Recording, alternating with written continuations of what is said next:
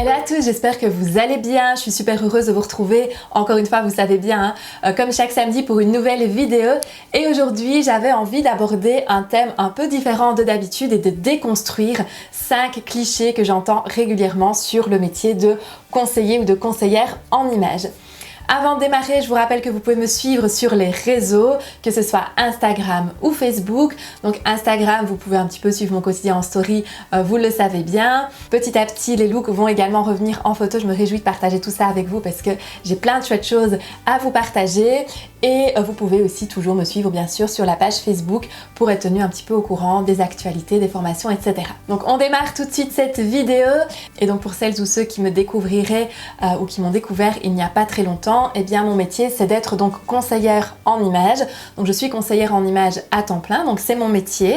Donc j'accompagne les particuliers, donc les femmes et les hommes qui ont envie justement de révéler, d'apprendre à révéler leur propre style. Je travaille également avec des partenaires, des magasins, des organismes sociaux, différents partenaires, et j'ai également mon académie de conseil en images. Donc c'est une académie pour les personnes qui souhaitent justement devenir conseiller ou conseillère en images.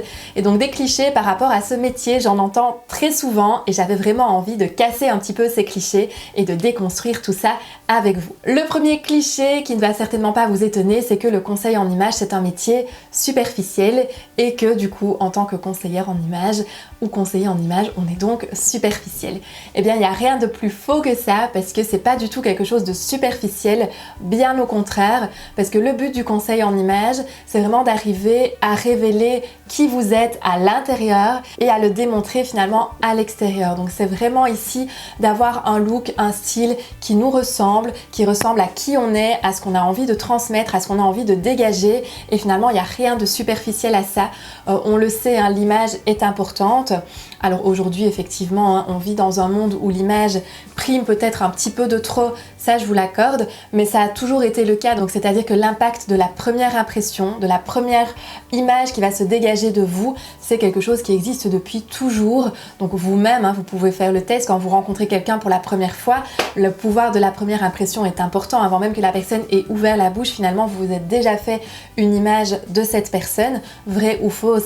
Après c'est la discussion bien évidemment, hein, qui pourra approfondir tout ça, mais de façon inconsciente, vous vous êtes déjà fait une image de la personne qui est en face de vous. Et donc autant finalement dégager la bonne image, autant avoir une image qui nous ressemble, qui représente qui on est réellement, et ça finalement il n'y a rien de plus vrai et d'authentique que d'avoir une image qui correspond à notre personnalité et à ce qu'on est à l'intérieur. Et donc non, le métier de conseillère en images n'est pas un métier superficiel, et non, en tant que conseiller ou conseillère en images, nous ne sommes pas non plus superficiels, parce que c'est justement ici d'arriver à montrer qui vous êtes à l'intérieur et à le faire transparaître à l'extérieur, et il n'y a rien finalement de superficiel à ça.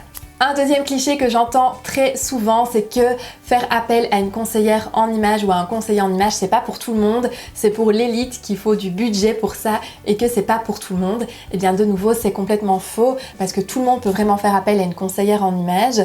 Moi, j'essaye vraiment d'avoir des tarifs qui sont les plus justes et les plus accessibles pour justement que ce soit un service qui soit accessible à toutes et à tous.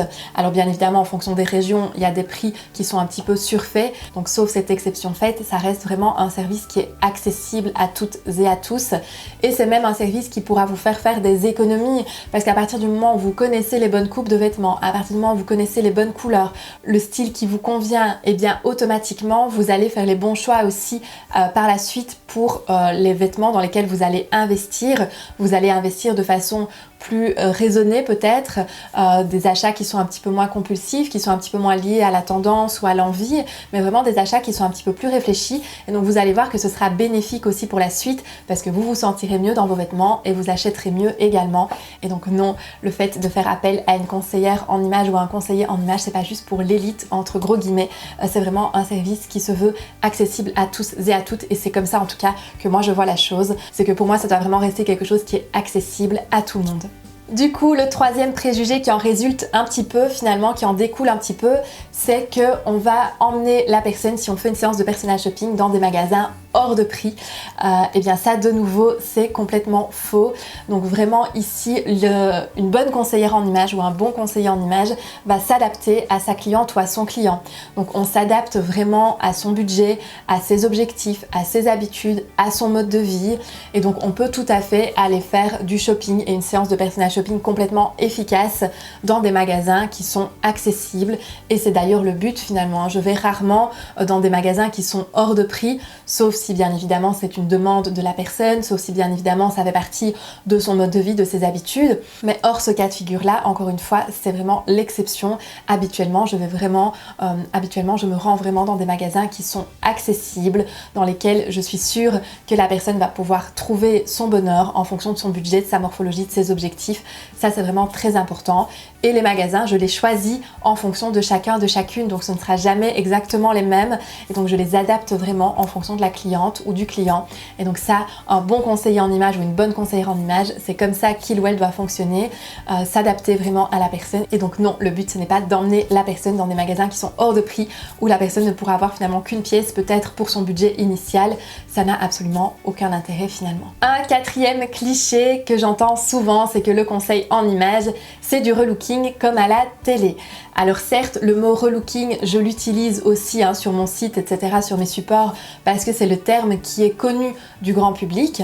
Conseil en image, ça devient de plus en plus connu grâce justement aux émissions, mais c'est vrai que c'est un métier qui reste encore moins connu. On me demande encore souvent, quand j'explique que je fais du conseil en image, en quoi ça consiste exactement.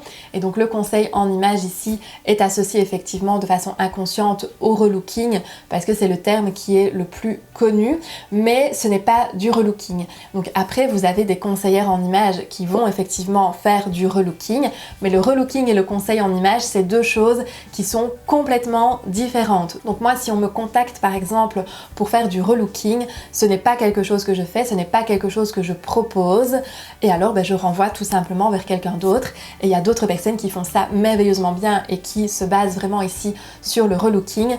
Le conseil en image, c'est pas du relooking. Le conseil en image, c'est vraiment d'apprendre à la personne qu'on accompagne toutes les clés pour pouvoir vraiment bien maîtriser son image, pour pouvoir comprendre ce qui lui ira le mieux, ce qui la mettra le plus en valeur, que ce soit en termes de coupe, en termes de style, en termes de couleur, et que la personne soit le plus autonome possible, mais surtout que la personne puisse s'habiller dans son quotidien, parce que ça c'est super important. Et c'est pour ça que je demande toujours à la personne de venir avec des vêtements qu'elle porte dans son quotidien, pour qu'on puisse les analyser ensemble, pour qu'on puisse analyser les coupes, pour pouvoir donner des conseils aussi sur comment optimiser ses tenues, parce que ça c'est super important finalement. On doit s'habiller dans son quotidien, on doit se trouver bien, on doit se trouver belle, on doit se trouver beau dans notre vie de tous les jours, et pas juste pour une occasion exceptionnelle comme ce serait le cas finalement avec du relooking. L'idée ici du conseil en image, c'est vraiment qu'on ait en main toutes les clés pour pouvoir s'habiller de façon efficace, d'une façon qui nous corresponde, qui nous ressemble.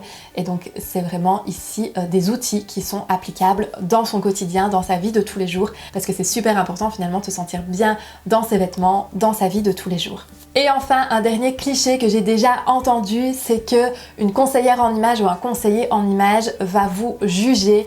Alors si vous trouvez une conseillère en image ou un conseiller en image qui vous juge, première chose à faire, c'est de fuir, parce que clairement c'est ce que j'apprends à mes élèves avant même de parler de toutes les techniques de conseil en image. C'est la première chose que j'apprends, c'est qu'une bonne conseillère en image, un bon conseiller en image se veut bienveillant, empathique et ouvert. Et respectueux, bien évidemment, ça en découle aussi. Et donc ça c'est vraiment super important, c'est qu'un bon conseiller en image, une bonne conseillère en image doit être bienveillante, doit être bienveillant. C'est super important. Si on n'est pas dans la bienveillance, c'est que du coup ce n'est pas un bon professionnel, parce que clairement une personne qui va vous juger, ce n'est absolument pas l'idée ici du conseil en image, c'est absolument pas ça justement, d'être accompagné pour son style, pour son image, pour son look. C'est vraiment à l'opposé ici de l'accompagnement.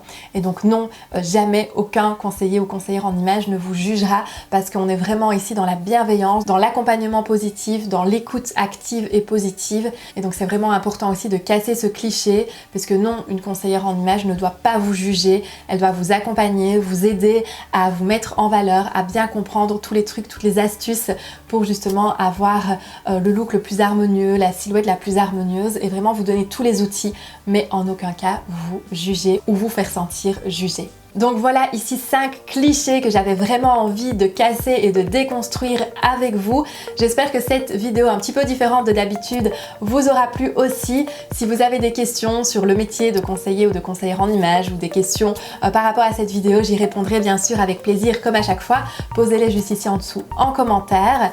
Si ça vous intéresse que je parle un petit peu plus de mon métier aussi et que je fasse peut-être une vidéo qui y est consacrée, dites-le moi également. Moi ça me fait toujours plaisir de pouvoir aussi répondre à vos interrogations. Et nous en tout cas on se retrouve la semaine prochaine comme chaque samedi, rendez-vous à 9h sur cette chaîne pour une nouvelle vidéo. D'ici là je vous embrasse bien fort, prenez bien soin de vous et portez-vous bien. Bye bye.